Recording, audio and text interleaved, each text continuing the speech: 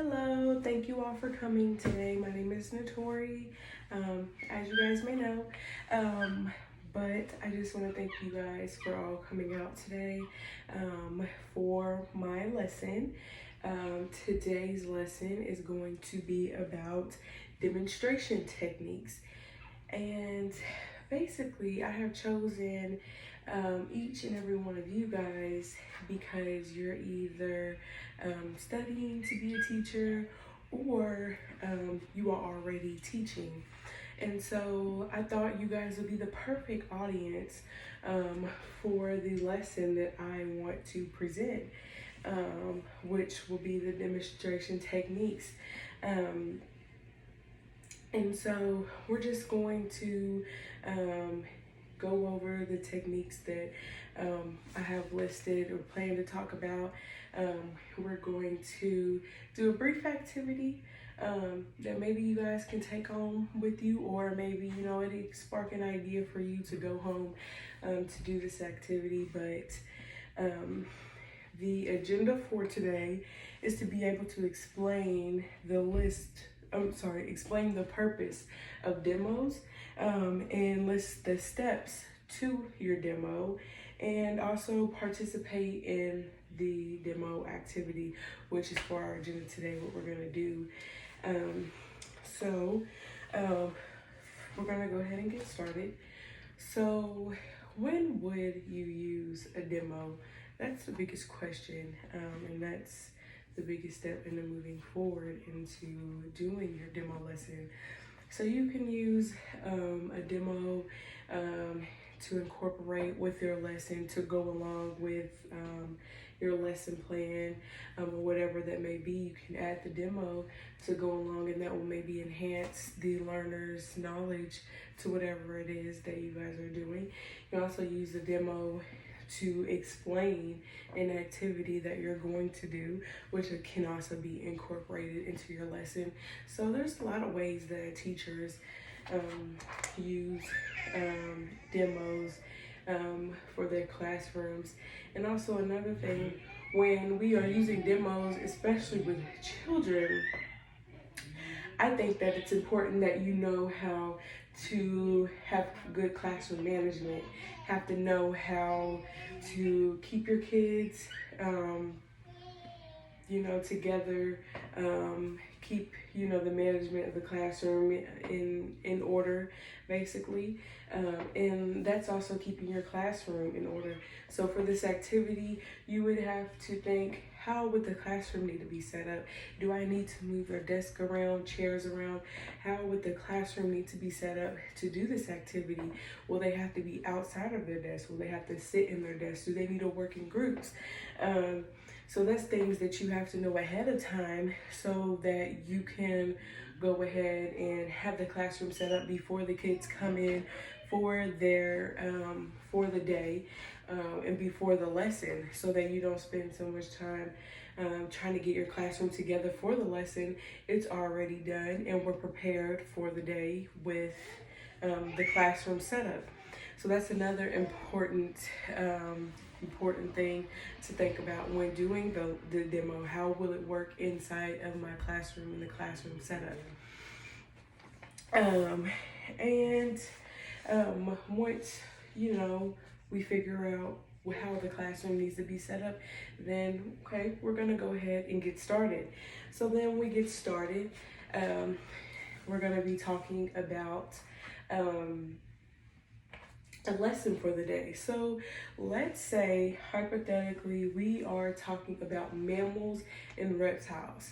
So we're teaching our kids about mammals and reptiles, and we're going to keep this in mind for the rest of the lesson, because this is what we are going to be teaching for this portion of our lesson for the day. So next, we have our activity. Our activity is now, so we have learned about mammals and reptiles. We are going to create a Venn diagram. And when coming up with your demo, what's next? Well, we have to explain the steps or what materials you'll need rather. What materials will we need to create a Venn diagram? Well, everyone will need to pull out a piece of paper. So you would ask all of your students to pull out a piece of paper. So we're gonna ask everybody to pull out a piece of paper. And while everybody's getting the paper out, I'm just gonna wait and give everybody a few minutes to gather up their materials. So class, you're going to need a piece of paper and a pencil. So I'm gonna give you a few minutes to get that materials out because that's what we need for our next activity of the day. So a couple minutes go by. Now, I need everyone's attention. So you could do that by raising your hand as the teacher, raising your hand, letting the kids know, okay, I need your attention now, because you need your students' attention to be able to go into the next step. So that's another important thing, that when you are giving the steps, making sure you have everyone's attention.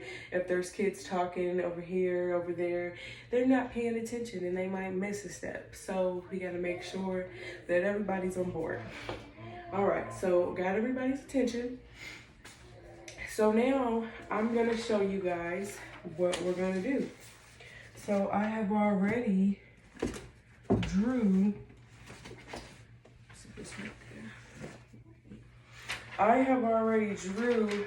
my Venn diagram.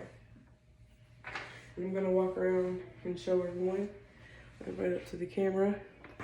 I'm not really good at drawing, but I have drew my Venn diagram.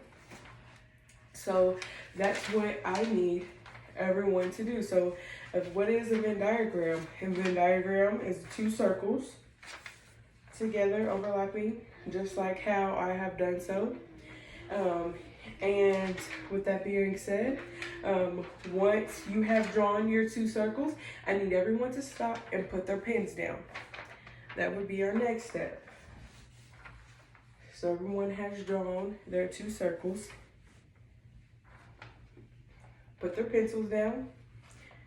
And now we are going to move on to our next step. Now, on one circle, you are going to write mammals. And on this side, you are going to write reptiles. So I'm going to give everyone a moment to write that down as our next step.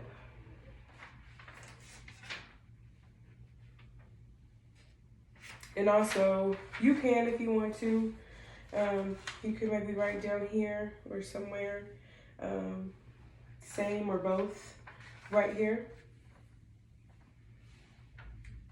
And then something else I forgot to add, if your students don't know what a Venn diagram is, we would explain. So a Venn diagram, well, the purpose of our Venn diagram today is we are going to explain the similarities and differences of mammals and reptiles. So under this circle, where it says mammals, we are going to write what makes a mammal a mammal. So that's going to be the same thing over on the reptile side. And these are going to show the differences of each, a mammal and a reptile.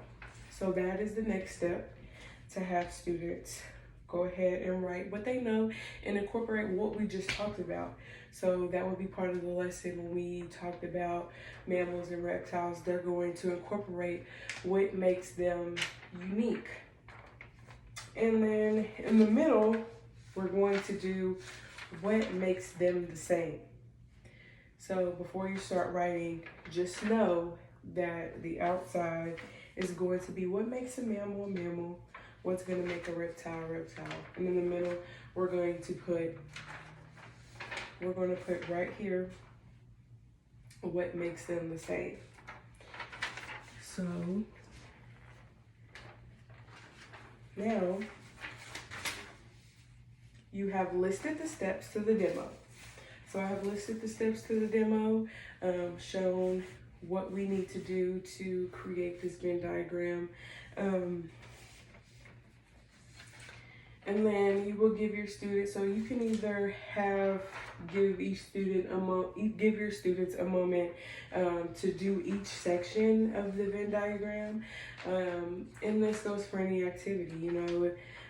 If you want to stop them at each point of the steps, depending on your class, and you know your class and you want everyone to do it the correct way, then you may have to stop in between steps and make sure everyone's on track. It just all depends on your class. So now we've listed the steps to the demo and we have participated in our demo activity. And these are just great, especially with elementary students, to just show them what it is that we're doing, and kind of get them engaged, doing something different. You can have students work inside groups, you know, depending on how your classroom is, just to give them a chance to be able to branch off and do something different from just a lecture, just having to sit there and listen, you know, kind of get them, you know, they get a little antsy. So we could even do something like watch a video or get up and do an activity where you're moving around. When it comes to demos, they're just really important, especially when teaching, to be able to get them focused and kind of get their minds wandering other ways instead of just all focused on one thing, just listening to hear you talk. They're actually doing something else. So let's see, what's next? All right. So we have explained our purpose of the demo, we've listed the steps to the demo, and we participated in the demo activity. So I hope today I have given you guys, you know, some good tips on how to present a demo activity. I know it was kind of a simple activity, but it just all really depends on what it is that you're teaching your class as to what kind of activities you guys can do. With art projects, demos are actually really fun with doing those. And also movement activities, getting them going. You can also use demos for that as well. So I hope everyone has enjoyed our lesson. I thank you again for coming out, and you all have a great day.